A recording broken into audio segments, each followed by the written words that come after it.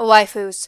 We all love them. We all have 37.5 Urza Scarlet body pillows. It's normal, Mom. And most of all, we love their massive wiki pages with all that sweet, sweet lore. Now, how good is that lore? It depends on what anime and really when it came from. But there are some interesting trends you can see. First of all, we need to talk about what I call the beloved cardboard cutout. That love interest that seems to only be there to convince the audience that the main character doesn't have more chemistry with his male best friend / rival. That's right, we're talking about the Urarakas and Sakuras of anime. Don't get me wrong, I love these cute, usually pink sweeties, but they often fall flat and are overshadowed by their male counterparts, who seem to get much more love from the writer, even if they're the main character.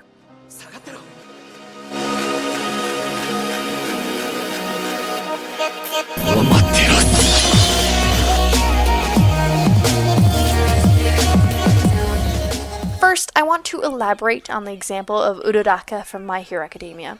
She's not a terrible character. I love her. She's passionate and strong, especially early on. She's smart and useful, a huge subversion for most shonen. The sports festival was a fantastic moment for her. Her breaking away and trying to be independent of Deku, and while not winning, kicking the ass of Bakugo, arguably the second main character, is a huge win for her. And just her general passion and rounded out character was very refreshing. But then, as the writing went on, her character really started to flatten out. Her character became about Deku. Her motivation to be a better hero was led by Deku. Her screen time is reduced significantly, and the little she's left is her blushing over Deku, thinking about what Deku would do, calming down Deku when his powers went haywire, fighting her rival, Togahimiko, while talking about, you guessed it, Deku. It's honestly a massive letdown for her to get so sidelined when she was such a subversive and interesting character. But that's really the way the cookie crumbles, I fear. Sakura from Naruto gets it even worse, because she's got even less despite being a part of the main trio. Yes, she's incredibly cool in the Chunin exams where she cuts off her hair in order to get out of Kintsushi's grip while protecting Naruto and Sasuke, who are incapacitated behind her. She quickly became my favorite character too in that moment, but the ball was immediately dropped. She got one good fight at the beginning of Shippuden, and a few small scenes like her removing the poison from Kankuro, and every once in a while she does something interesting. But most of the time, she really does take a backseat. She was a character with so much potential, yet so little was done for her. Every power-up she has is overshadowed by Naruto and Sasuke. Every cool scene she has so much uselessness and underutilization in between. She freezes when she's needed most, such as destroying the Rinnegan or fighting Sasuke. Her greatness is stunted by the writing, and she truly deserves better.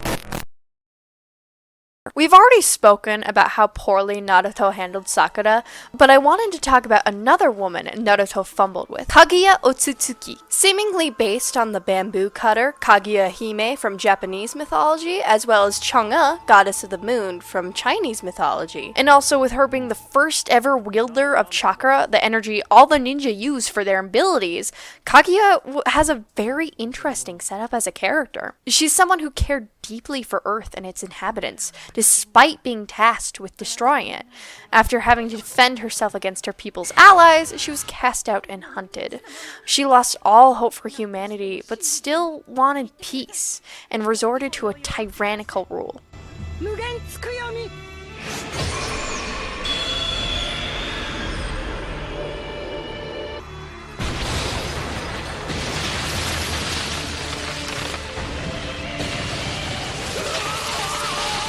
After a long story about her having children and later attacking them for their chakra, she got sealed into what would become the moon. It's a very interesting and complex story that we really don't have time to cover, which is why her execution is so disappointing. She has no real impact on the plot. She quickly replaces the big bad that the main characters had been fighting, drops her tragic backstory, tries to kill them, and then gets trapped in the moon again. There is no real reason to bring her here, since the bad bad guy before had the same stakes of destroying the world in order to bring peace. Kaguya is an interesting case because she's not a bad character because she was overshadowed by male characters, but rather she's bad because she was shoehorned in to overshadow male characters when it absolutely wasn't needed and didn't add anything to the story. She could have been handled much better if she was a separate villain later on with different stakes. Now, of course, there could be an argument that these are shonen anime women. Shonen is targeted towards boys, so the women don't need to be well written. But I'd argue the worst offenders are shoujo characters. If you've never heard of Vampire Knight, it's an early 2000s romance manga by Matsuri Hino. In this anime, Yuki Cross, or as I like to call her, Japanese Bella Swan, goes to a school with a distinct separation between the day class and the night class. The day class belongs to normal people, and the night class consisting of vampires. Vampires are a secret in this world, but Yuki, being the headmaster's daughter, knows of them, and of course is caught between a love triangle between a human, Zero, the edgelord who hates vampires and is the only interesting character, and the vampire Kaname, who is this mysterious pureblood who the other vampires listen to. Yuki's there? I guess? She does have some interesting things happening with her dynamics with Zero, since she likes vampires, but she spends a lot of the show getting rescued, getting fawned over, and even fainting. She's very much a character meant to be blank enough to be self-inserted on. She has no arc and is genuinely pretty bland. It's not the worst until, spoilers, she ends up with her brother. That's right, Kaname is her brother. She was a vampire this whole time and got her vampire genes suppressed by a spell, and she was born to marry him because vampire purebloods and all that. She ends up leaving Zero, the objectively better and more interesting character, for again, her biological brother. They later did some retcons to make it slightly more palpable, but still incest. And Yuki gets the power of long hair and does something useful in attacking the big bad. But honestly, there's no saving it at this point. I'm not surprised this anime didn't get another season. Now, there can be no darkness without light. So let's look at some of the best women in anime. Those ass-kicking beauties that remind me of how much I truly love, lore, and show that when really given some care, a character's gender doesn't really have to matter. They shine just fine next to their male counterparts. Jolyne Kujo is the most recent main character in the animated parts of JoJo's Bizarre Adventure, coming after one of the most insane parts where the main villain is basically sent to super hell, and her father being one of the most iconic JoJos. She had a lot to live up to, and man did she deliver!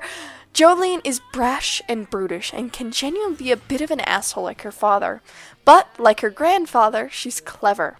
The woman set herself on fire during a fight. She's a tough cookie and a badass. Growing up, her father really wasn't in her life, so she got into crime and just generally did punk kid with an absent father activities. And that history really shows in how stoic she is while being thrown into prison for false murder charges. Despite all the pain and anger, she's still a hero. She's selfless to a fault, throwing herself in harm's way for her loved ones. She got the chance to escape prison and came back to save her dad. She's flawed and a little immature, starting out hating her father and committing crimes to get his attention, but to dropping her freedom to save his life. She's a little over-sexualized, which is the curse of women in anime, but overall she's still a good character, and arguably one of the best JoJos.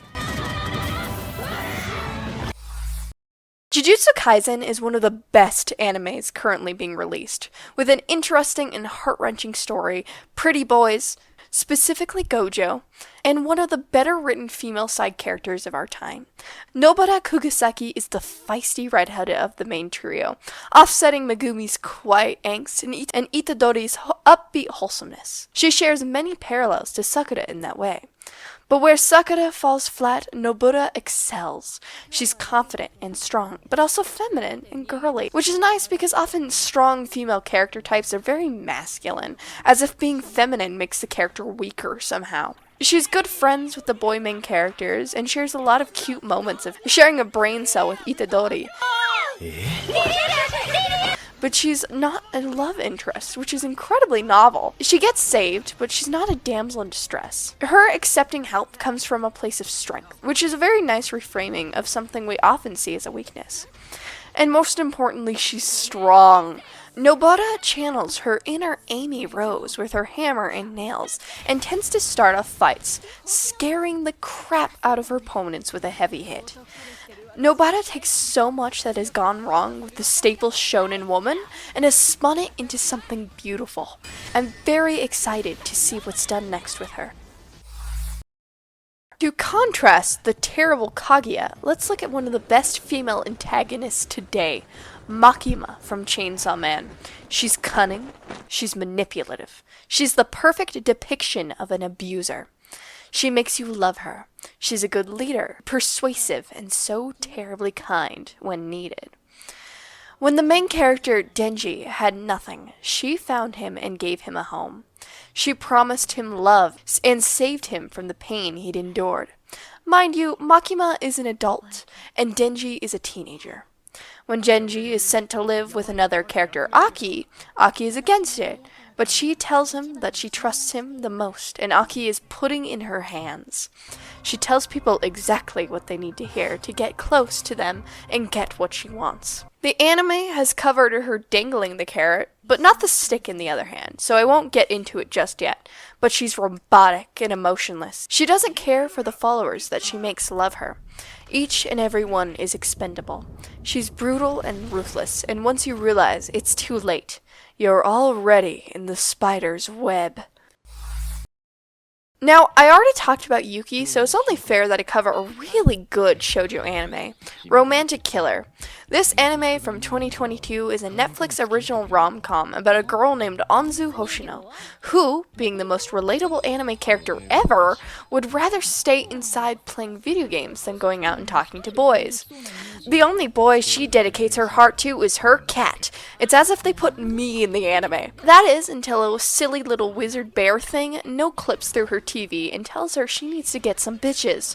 They confiscate her games, chocolate, and worst of all her cat until she romances a guy in order to fix Japan's low birth rate. Completely against this, of course, Anzu vows to be the romantic killer. Anzu is a very melodramatic character, but at her base, she's very realistic. She's awkward and scared of bugs, and reacts how any normal person would act in a situation where consent is rather questionable. She's nowhere near as passive as Yuki is. She's very standoffish towards the beginning. We only see a few friends of hers, but over the series she learns how to have romantic and platonic relationships, as well as step out of her comfort zone. Anzu may not be as complex as the other characters on this list, but she's entertaining to watch. She makes mistakes and does dumb things, but she's also very strong-willed and has a generally solid character. She's actually active in the story, and you can understand why the other characters like her. It's been said again and again, but the key to writing a good female character is writing a character that happens to be female. Arcs should be followed through, and they shouldn't be boiled down to their love interests. If there's any future mangaka or writers watching this, please take the mistakes of our forefathers, and let's write better women in our stories. We deserve it, and they deserve it. If you made it this far, subscribe, like, and tell us what you think. Who is your favorite and least favorite anime lady? It'll really help the channel. We have a lot of big ideas and want to share them with you lovely people.